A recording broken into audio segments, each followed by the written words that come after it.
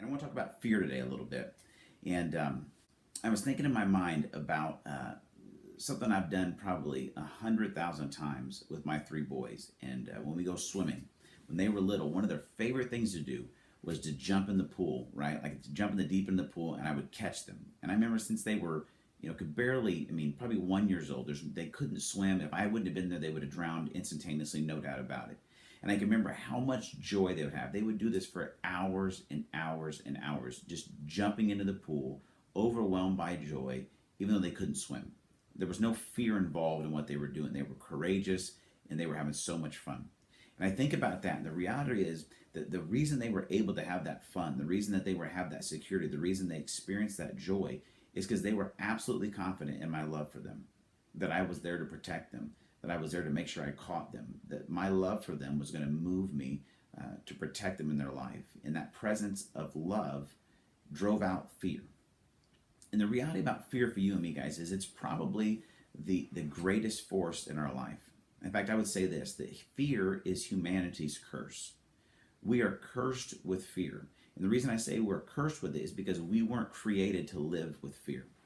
The scriptures teach us that God is love and that he created us by and for love. And when our life becomes overwhelmed with love, it will cast out all fear.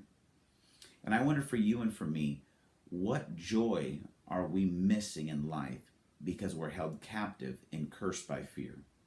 Like right now, what relationship are you not in because you're too scared to pursue it? What joy of a new career or a promotion or chasing the dream that God put on your mind that right now you would love, that you would give anything to live, that you're not moving for it because you're paralyzed and cursed by fear? What joy and love and fulfillment and healing are you missing in different relationships in your life because you're too afraid to ask for forgiveness? There's so many more scenarios we could go through, guys, that are situations that are stealing our joy, and we're living a cursed life because we allow fear to be our master. And here's the deal that I want you to think about today. Is fear is humanity's curse, but love is fear's greatest enemy. When you begin to live your life experiencing the love of God and loving others and allow love to be the compelling force of your life, you no longer have to listen to fear. Now, you do have to become courageous. I'm not saying fear is going to go away. I'm not saying it's not scary to chase dreams. I'm not saying it's not scary to forgive others. I'm not saying it's not scary to take the risk of love. But what I am saying is that love is fear's greatest enemy, and love is humanity's only hope. If you're going to live the life of your dreams, if you're going to live a life of joy and of peace and of patience and of purpose, you have to become courageous enough to love, to be loved, and to extend love.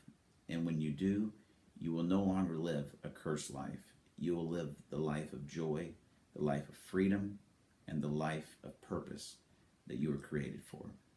Take the risk today in love.